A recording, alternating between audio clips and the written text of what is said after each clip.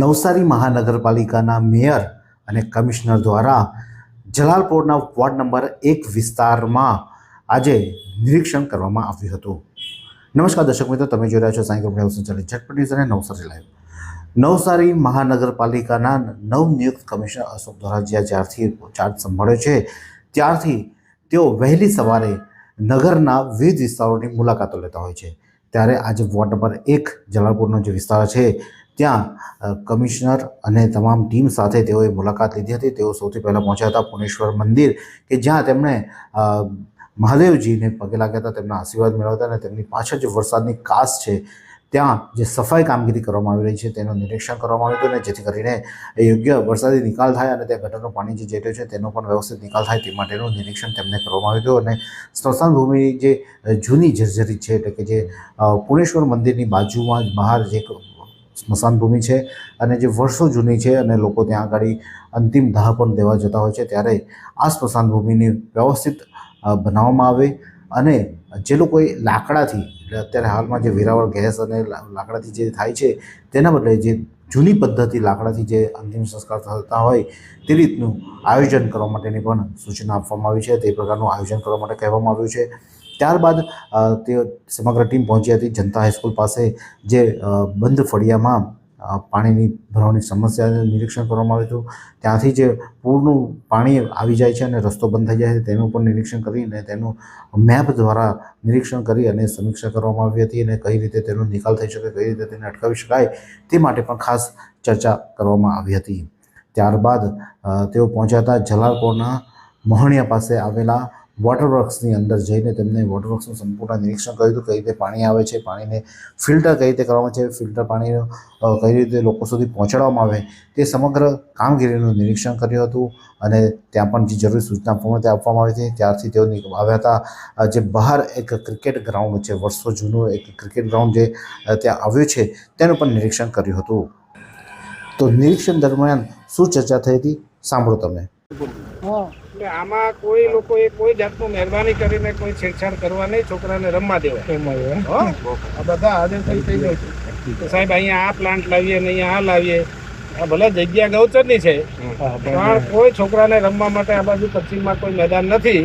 આપણી પાસે મંડળની ઘણી જગ્યા છે, મંડળીવાળા પાસે માગશું, પણ આને કોઈ છંછેડવું નહીં. પણ અશોકભાઈ થોડી ફેસિલિટી તો કરી આપો, જે રમવાડો હોય તેને પેરેફેરીમાં થોડી ફેસિલિટી કરી એવું જ રહે છે. ગ્રાઉન્ડને છેડવાનું નથી, પણ પેરેફેરી ફેસિલિટી થોડી કરી આપી. ફેસિલિટી એટલે નહીં કરીએ, ગૌચરની જમીન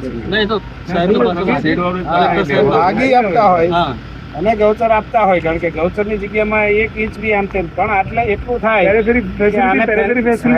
રેલિંગ કરી દેવાય તો વૃક્ષોના નામે કરી દેવાનું, એટલે સાથે થોડી પેરેફેરી બાકી ચોમાસામાં આવી જાય ને ગ્રાઉન્ડ આખું પકડી એસટીપી કા બનાવી લાઈટ એવી લખી આપો કે લાઈટ આ નાખી રેલિંગ સાહેબ બીજો અહીંયા છે સવારે 400-500 માં વોકવે કરે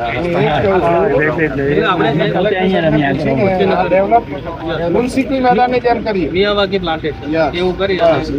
તો મેયરે અને મુકેશ અગ્રવાલ જે સ્ટેન્ડિંગ કમિટીના ચેરમેન છે તેમણે પણ સૂચના, આ જે ગ્રાઉન્ડ છે તેને ન બગાડવા માટે અને ગ્રાઉન્ડને ફરતે કમ્પાઉન્ડ વોલ કાં તો કોઈ પણ ફેન્સિંગ કરી અને લોકોને અંદર ન આવે તે પ્રકારનું આયોજન, અને આ ગ્રાઉન્ડને કોઈ પણ હેતુફેર ન કરવામાં આવે અને ગ્રાઉન્ડ જ રહેવા દેવામાં આવે. કોઈ બીજી જે જરૂર હોય તો અન્ય જગ્યા લેવાની, પરંતુ આ જગ્યાને ગ્રાઉન્ડ જ રહેવા દેવા માટેનું પણ કમિશનર દ્વારા ખાસ સૂચના આપવામાં આવી હતી. તો લઈશું એક નાનકડો વિરામ બાદ ફરીથી આગળ ક્યાં ગયા હતા કમિશનર તે જાણીશું. શું તમે શરીરના સાંધાના દુખાવાથી પીડાઈ રહ્યા છો, કે પછી તમે કોઈ સ્પોર્ટ્સ ઇન્જરીથી પીડાઈ રહ્યા છો? લકવાની બીમારી બાદની પીડા સહન કરી રહ્યા છો? શું તમને સ્પાઇનલ પ્રોબ્લેમ છે?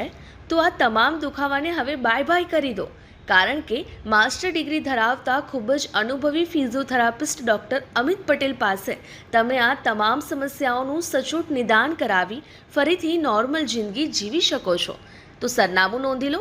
Comprehensive care centre, DD street, library પાસે, અનુરાગ સારીઝની લાઇનમાં, નવસારી. જલાલપુર મોહણીયા ગ્રાઉન્ડ પાસે વોટરવર્ક્સની મુલાકાત લીધા બાદ તેઓ પહોંચ્યા હતા જલાલપુર ફાયર સ્ટેશન ખાતે અને ફાયર સ્ટેશનની મુલાકાત લીધી હતી, જ્યાં આગળ જે અત્યારે હાલમાં સોહાના ગાંઠિયા સમાન બની ગયેલા ફાયર સ્ટેશનમાં તેમને જરૂરી સામાન જે વસ્તુઓની જરૂરિયાત હોય તે લાવી અને તેને ફરીથી કાર્યરત કરવા માટે અને સાથે જ એક સબવાહિનીની જરૂરિયાત છે તેની પણ સૂચના આપી છે કે એક નવી સબવાહિની ખરીદવામાં આવે, જેથી કરીને આ વિસ્તારમાં લોકોને સબવાહિની મંગાવવા માટે જે રાહ જોવી પડે છે, ફાયર સ્ટેશન જે દુધિયા તળાવ ખાતે છે ત્યાંથી સબવાહિની આવે છે તો તેના બદલે ત્યાં જ રહે તો લોકોને નજીકથી સબવાહિની મળે તે માટેનું પણ આયોજન કરવા માટે કહેવામાં આવ્યું છે, નવી સબવાહિની લેવા માટેની સૂચના આપવામાં આવી છે। તો ત્યાંથી તેઓ પહોંચ્યા હતા મીઠા કૂવાની મુલાકાત લેવા માટે।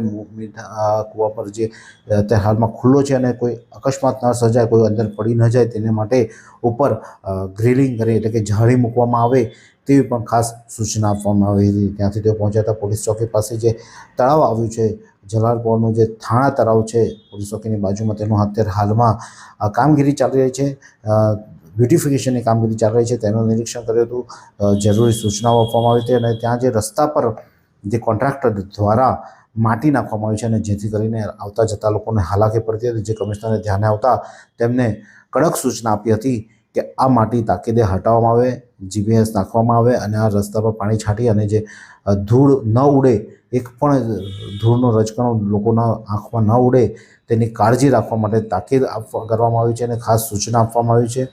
ત્યારબાદ તેઓ પહોંચ્યા હતા કિરણનગર સોસાયટી ખાતે કે જ્યાં દર ચોમાસામાં કિરણનગર સોસાયટી પાણીમાં ગરકાવ થઈ જાય છે। 4 મહિના સુધી ત્યાં પાણીનો ભરાવો રહે છે, કારણ કે આ સોસાયટી ચારે બાજુ ઊંચો વિસ્તાર છે અને સોસાયટી નીચી છે અને તેના ઘરો હવે તોડીને ઉપર લઈ શકાય તેવી કોઈ શક્યતાઓ નથી। પરિણામે આ જે ઘરો છે ત્યાં 4 મહિના માટે તેઓ ખાલી કરીને બીજે અન્ય સ્થળાંતર કરવાનો વારો આવતો હોય છે। ત્યારે કમિશનર દ્વારા ત્યાં એક કૂવો જેવું બનાવી અને તેમાં સંપ મૂકવામાં આવે, પંપ મૂકી અને જે પાણી છે તેને તળાવમાં છોડવામાં આવે, જેથી કરીને જે ખાડા વિસ્તાર જે છે અને ત્યાં પાણી ભરાય છે તે ન ભરાય તે માટે એક પમ્પિંગ સ્ટેશન બનાવવાની પણ કામગીરી સૂચના આપવામાં આવી હતી। અને ત્યારબાદ કમિશનર અને સમગ્ર ટીમ પહોંચી હતી સ્ટેશન ખાતે। કમિશનર જ્યારે આવ્યા ત્યારે તેમણે એક ખાસ જાહેરાત કરી હતી કે રેલવે ફાટક બંધ થઈ છે તો ત્યાં ફૂટ ઓવરબ્રિજ બનાવવામાં આવશે અને જ્યાં સુધી ફૂટ ઓવરબ્રિજ નહીં બને ત્યાં સુધી લોકો માટે, વૃદ્ધો માટે આવવા જવા માટે એક વાનની વ્યવસ્થા, ગાડીની વ્યવસ્થા કરવામાં આવશે। અને જે આજે તેમને લીલી ઝંડી બતાવીને એક ગાડીની શરૂઆત કરી દીધી છે, જે ગાડી વૃદ્ધોને અહીંયાથી પૂર્વથી પશ્ચિમ ને પશ્ચિમથી પૂર્વ તરફ લઈ આવશે। એટલે જે ઘરનારામાં અંદર પાસમાં થઈને જવાનો જે લોકોએ વારો આવતો હતો, લોકો જીવનો જોખમે ટ્રેન રેલવે પાટા ઓળંગતા હતા તે બંધ કરી અને ત્યાં બસ સ્ટેશન જેવું પણ ટૂંક સમયમાં બનાવી દેવામાં આવશે ને જ્યાં લોકો બેસશે અને ત્યાંથી ગાડીમાં બેસી અને પૂર્વથી પશ્ચિમ ને પશ્ચિમથી પૂર્વ તરફ આવી શકે તે પ્રકારનું આયોજન કરવામાં છે, કારણ કે જે ફૂટ ઓવરબ્રિજ બનાવવામાં જગ્યાની સમસ્યા છે અને જેના કારણે લાંબો સમય નીકળે તેવો છે અને પરિણામે અત્યારે હાલમાં ટેમ્પરરી વૃદ્ધો માટે એક વાનનો આજે લીલી ઝંડી બતાવીને પ્રારંભ કરવામાં આવ્યો હતો। ત્યારબાદ સમગ્ર ટીમ પહોંચી હતી મેયર સાથે। તેઓ ડેપોની મુલાકાત લેવામાં આવતી, જે સિટી બસ સ્ટેશન બનાવવામાં આવ્યું છે સ્ટેશન ખાતે, તેની મુલાકાત લેવામાં આવતી અને જે સિટી બસ સ્ટેશનમાં જે કેબિનો મૂકવામાં આવે છે જે બહાર જે સાહિલ એપાર્ટમેન્ટ પાસે તેને હટાવવાની અને ત્યાં બસોને ત્યાં ઊભી મૂકવાની પણ સૂચના આપવામાં આવી છે। ત્યારે આ સમગ્ર જે દિવસ દરમિયાન જે સવારથી જે કમિશનર ફર્યા હતા તો તેને કમિશનર સાથે જે મેયર મુલાકાત લીધી હતી ત્યારે સમગ્ર મામલે મેયર અશોકભાઈ ધોરાજીયા શું કહી રહ્યા છે આવો સાંભળીએ। રેગ્યુલર મહાનગરપાલિકાની જે વિઝિટ થાય છે પ્રમાણે આજે વોર્ડ નંબર 1 એટલે કે નવસારીના પશ્ચિમ વિસ્તારમાં થાણા તળાવનું કામ ચાલે છે, ફાયર સ્ટેશન અને GUDCનું કામ ચાલે છે। પુનેશ્વર મહાદેવ મંદિરની બાજુમાં જે વરસાદી કાચની સફાઈ ચાલે છે એના નિરીક્ષણ માટે હું માન્ય કમિશનર સાહેબ, અમારા ડેપ્યુટી મેયર, અમારા કારોબારી ચેરમેન અને ચૂંટાયેલા પદાધિકારીઓ અને મહાનગરના સૌ અધિકારીઓ કર્મચારીઓ સાથે નીકળ્યા હતા અને ચોમાસા પહેલાં જે કંઈ કામ પૂર્ણ કરવાનું છે એ એજન્સીઓને કહેવામાં આવ્યું છે કે ઝડપથી આ કામ પૂર્ણ કરવામાં આવે। સાથે સાથે થોડા દિવસ પહેલાં આપણે જાહેરાત કરી હતી કે ફૂટ ઓવરબ્રિજ બનતા વાર લાગે એમ છે, એની ડિઝાઇનના પ્રોબ્લેમો આવે છે, જગ્યા સંકળામણને લીધે ડિઝાઇનમાં બેસતું નથી, એ જ્યારે નિરાકરણ આવે ત્યારે। પરંતુ આપણે જાહેર કર્યું હતું કે સિનિયર સિટીઝનોને ફાટકમાં કૂદીને જાય અથવા તો નીચે ગરનાળામાં જાય તો ટ્રાફિકમાં ચાલવામાં તકલીફ પડે છે.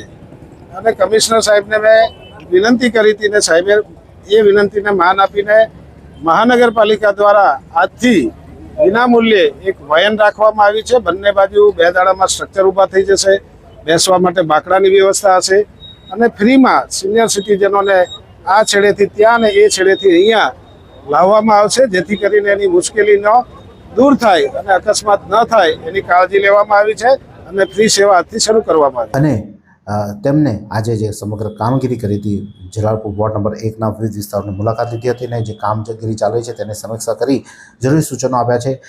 સૂચનો માત્ર આપવામાં નથી આવતા, પરંતુ તેનો અમલ થાય છે કે નહીં તે પણ તપાસવા માટે મેયર જાતે ફરીથી જશે અને ત્યારે જો કામગીરી નહીં થયો હોય તો કોન્ટ્રાક્ટર સામે પણ પગલાં લેવાની તજવીજ હાથ ધરવામાં છે, જેથી કરીને અત્યારે હાલમાં જે કોન્ટ્રાક્ટરો છે તે વ્યવસ્થિત કામગીરી કરી રહ્યા હોય તેવું લાગી રહ્યું છે. કમિશનર જરૂરથી મેયર અને કમિશનર મુલાકાત લઈ અને જરૂરી સૂચનાઓ આપી અને કામગીરીનું ફરીથી નિરીક્ષણ કરે ત્યારે સૂચનાનો અમલ થાય છે કે નહીં તેનું પણ ખાસ તાકીદ રાખવામાં આવે છે. ત્યારે હવે લાગે છે કે નવસારીનો વિકાસ વેગવંતો બનશે એ સ્પષ્ટપણે દેખાઈ રહ્યું છે. તો આ જ પ્રકારના અનવ સમાચાર માટે જોતા રહો સાંઈ ગરબડ સંચાલિત ઝટપટ અને નવસારી લાઈવ. એવી કઈ હોસ્પિટલ છે જ્યાં કેન્સર માટે સર્જરીની સેવા હોય, કીમોથેરાપીની સારવાર હોય, રેડિયેશનની સારવાર હોય, પીટી સીટી સ્કેન હોય, કેન્સરની પેથોલોજી હોય, મેમોગ્રાફી હોય, એટલે કે બધું જ. હા, બધી જ સારવાર એક જ હોસ્પિટલમાં હોય. તે છે નવસારી નિરાલી કેન્સર હોસ્પિટલ.